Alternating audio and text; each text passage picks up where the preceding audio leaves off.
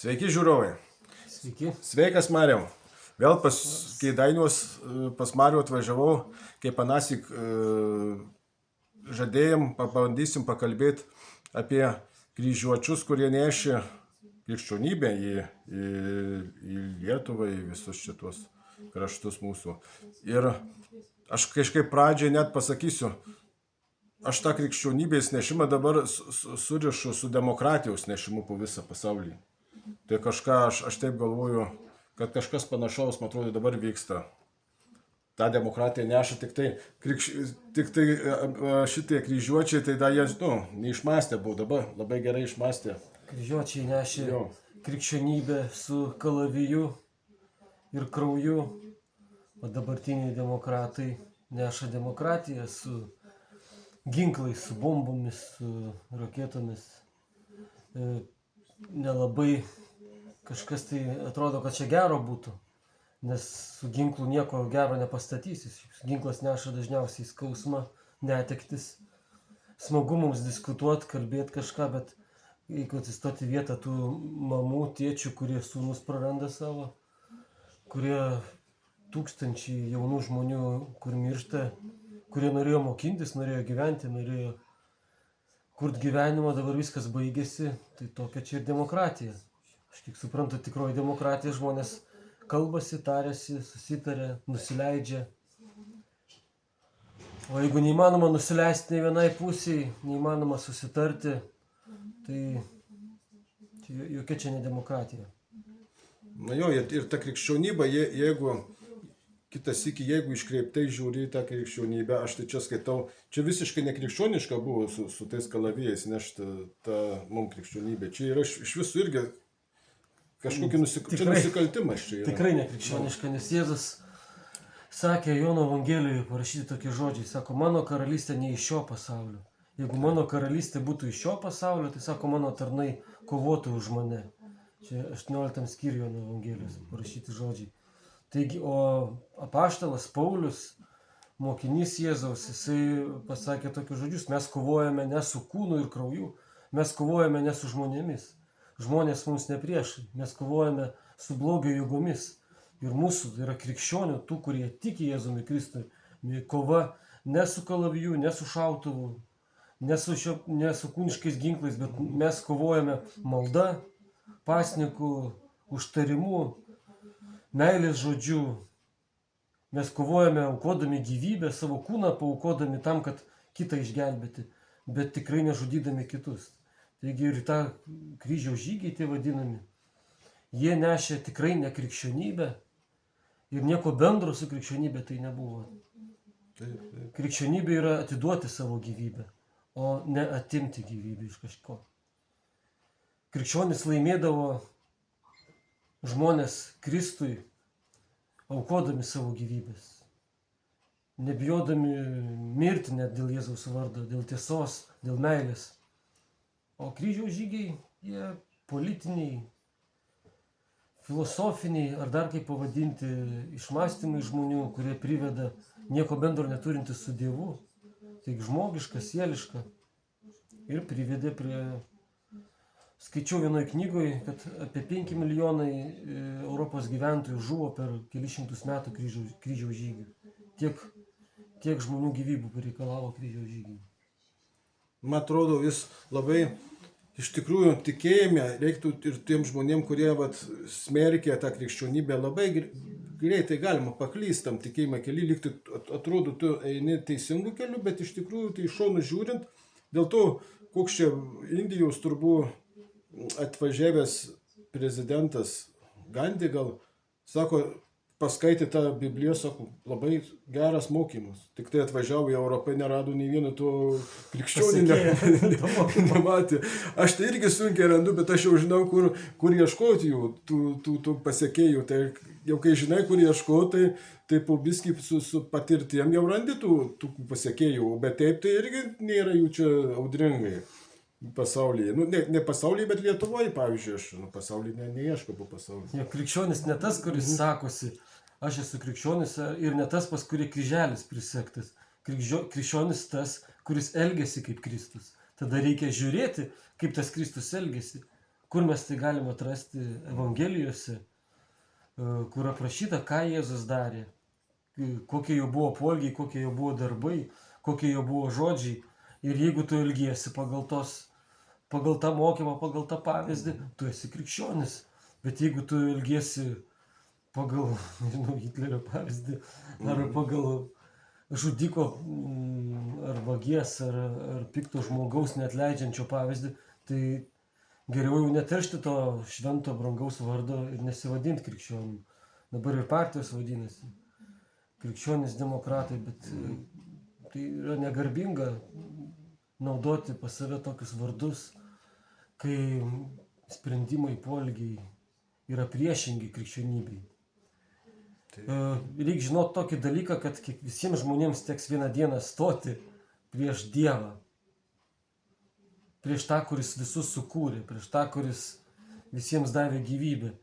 Žmogus yra dvasinė būtybė ir jisai vieną dieną turės atsiskaityti už savo gyvenimą, už savo pasirinkimus. O dabar kelias atviras rinktis teisingai. Jėzus Kristus prieš 2000 metų atidavė savo gyvybę, kad žmonės galėtų šauktis jo ir būti išgelbėti, kad galėtų gyventi taip, kaip jisai mokino. Pilni jo dvasios, pilni jo jėgos, meilės, kantrybės, ištikimybės, susivaldymo.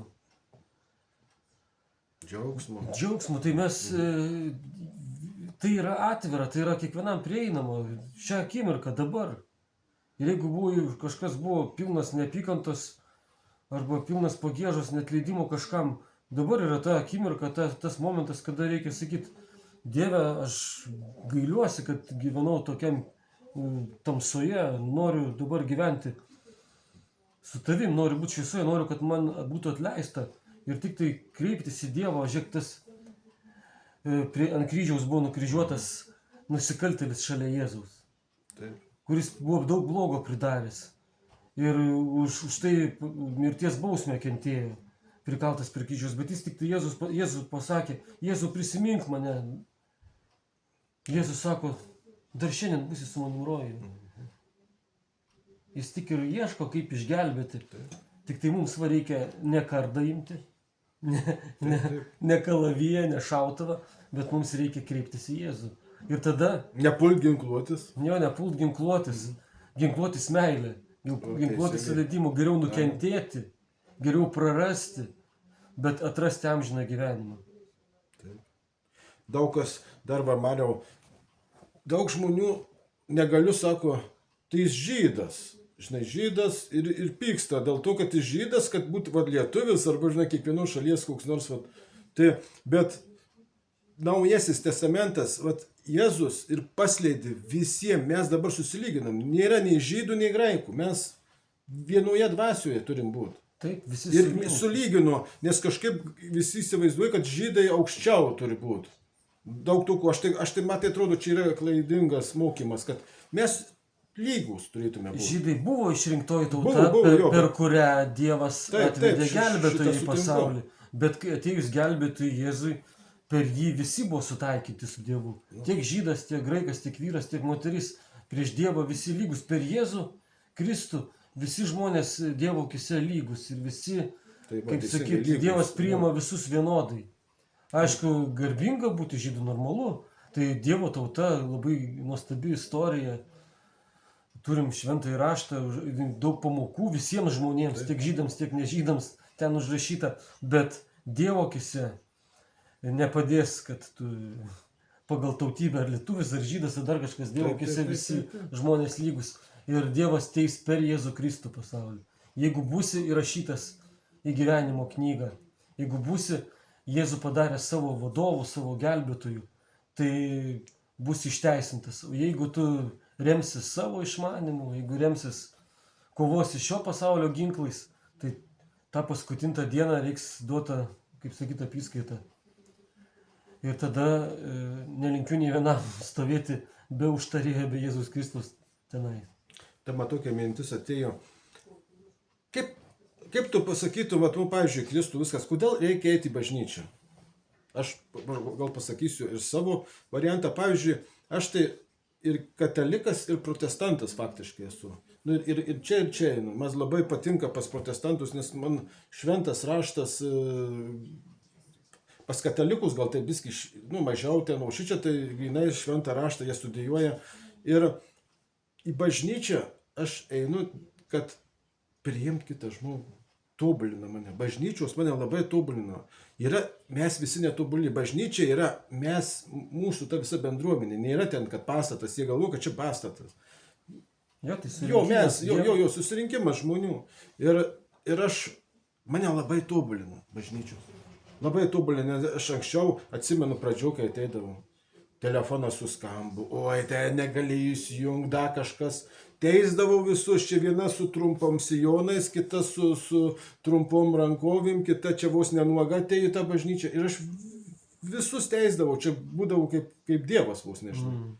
Dabar įpratau, aš kažkaip galvoju, žinai, suskamba telefonas, visiškai nereaguoja.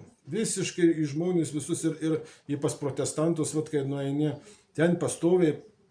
Aš tai patarčiau, jeigu ar katalikas, ar protestantas, pavaikščioti į priešingas tas. Būtinai, kad protestantam nueiti į katalikų bažnyčią. Būtinai.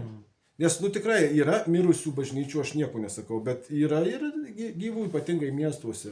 Jo, bažnyčia tai yra Jėzaus kūnas žemėje. Tai yra tikinčių žmonių bendravimas, surinkimas aplink Jėzaus vardą žmonių.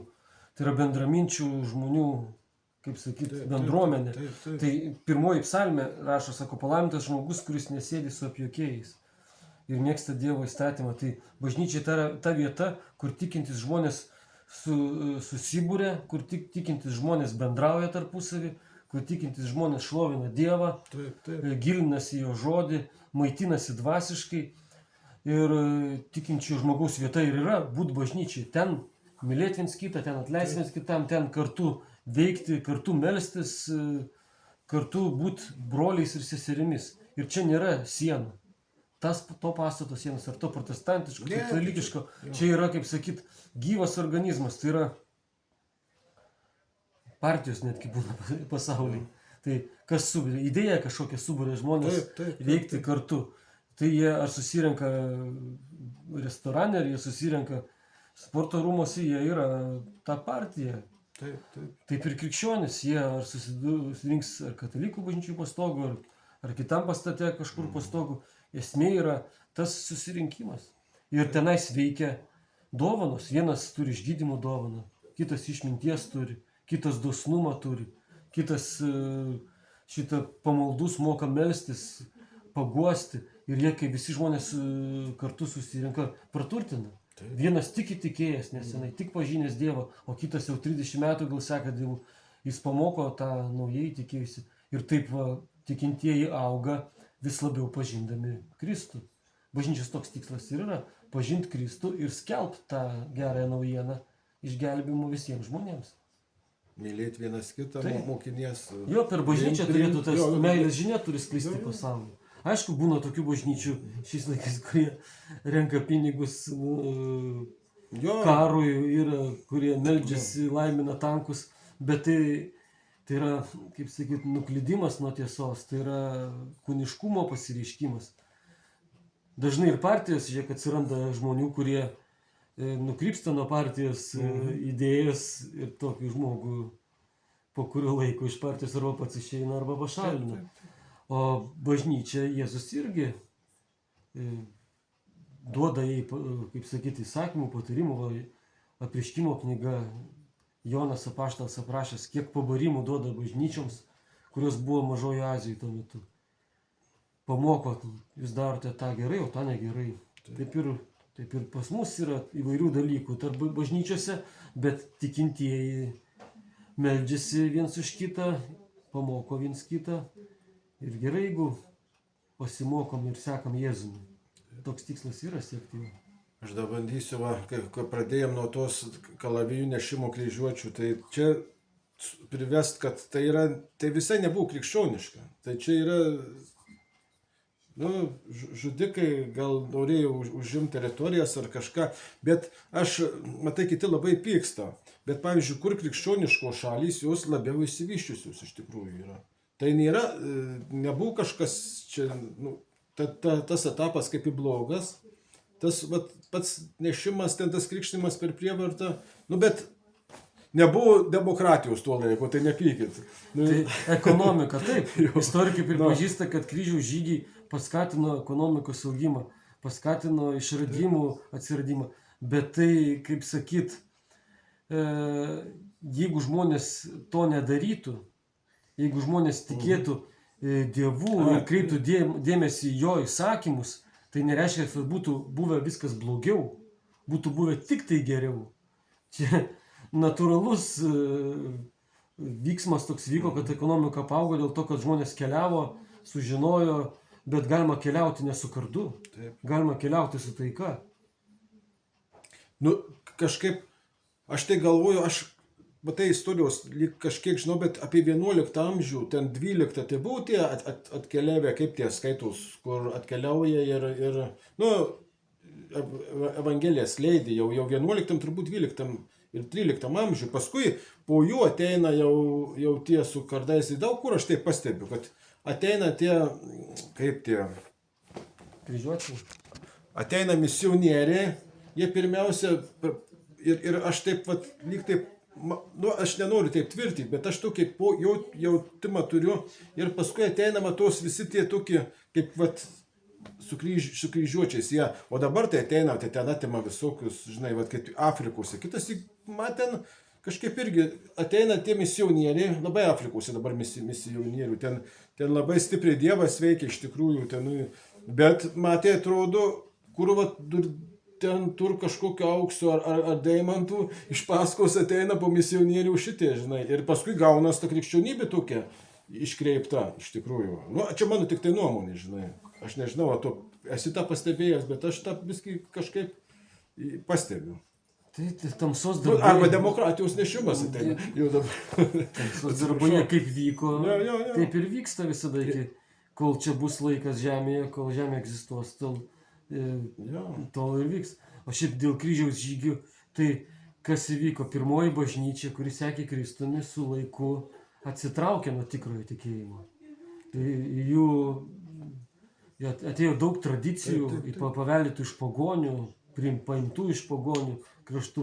Ir tikras tikėjimas pavirto žmogiškom filosofijom ir žmogiškom tradicijom.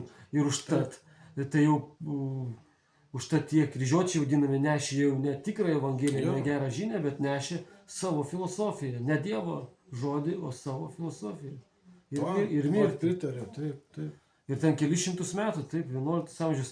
Tai tie žygiai pirmi 7 buvo Jeruzalė. Ėjo statyti bažnyčią Jeruzalėje, su musulmonais kariauti. Vėliau, kaip išsikvėpė tie žygiai į artimuosius rytus, į Pabaltijį prasidėjo. Ir mūsų tauta buvo pradėta, kabutėse, evangelizuoti. Nieko bendro iš tikrųjų su krikščionybės nešimu tenais nebuvo. Taip. Tai buvo... Mūsų tauta tai tarp visą laiką tarp rytų ir vakarų. Ir mes taip, tai čia va tokie, žinai, nes čia va 63, kai buvo streikas 1800, tai rytai, rusai gal norėjo panaikyti krikščionybę ir savo stačiatikių, kiek girdėjau. Tai čia sukilo... Katalikybę įtaką pamažinti. Jo. Ir čia, o čia irgi turbūt, aš taip įtariu, Vatikanas įtarė, kad čia reikia tuos kraštus padaryti katalikais, nes būtų atėję iš tenui stačiatikiai, kaip jie ten. Pravoslavai. Irgi tas kilimas ir 11 turbūt amžiuje, kada čia buvo tas kilimas? Dar anksčiau dvi išsiskyrė tas rytų ir vakarų, bet tai iš tikrųjų gyvas tikėjimas su laiku, tiek ir protestantiškų bažnyčių, liuteronai im dabar, su laiku sustabarėja, sutradiciškėja ir tampa žmonių doktrinų laikymosi tokia institucija, o ne gyvas organizmas. Iš tikrųjų, krikščionybė yra gyvas tikėjimas, kasdienis, paprastas, kur reiškiasi meilė, kur kur pirmoji eilėje yra Dievas ir žmogus, ir meilė Dievui ir žmogui. O jeigu apipinti viską taisyklėmis ir dar žmonių išmąstymais, gaunasi, kad ne meilė Dievui ir žmogui, bet savo tradicijų laikymasis pirmą vietą, o tada ir visas blogybės. Tai va, tai ką žinau, kiek mes čia paaiškinom, ilgai gal neužtruksim, nekankysim žmonių. Pakomentuokit, paklauskit ką nors, jeigu kokiu norėsit, nu tokių gilesnių gal, kaip čia pasakytų, klausimų, tokių gražių, nes keli buvo praeitą laidą, tokie geri klausimai. Tai pabandysim atsakyti kiek. Tai vat, Mariau, tu gal nors ką nors dadėk, jeigu nori. Jo, kovokime dvasiniais ginklais. Kovokime dvasiniais ginklais. Meilė, malda, užtarimu, Dievo žodžiu.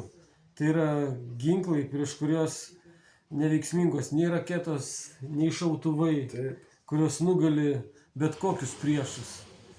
Ir viskas šiam pasaulyje laikina materialiam, bet Dievas yra amžinas ir tie, kurie eina su Dievu, tie gyvens amžinai.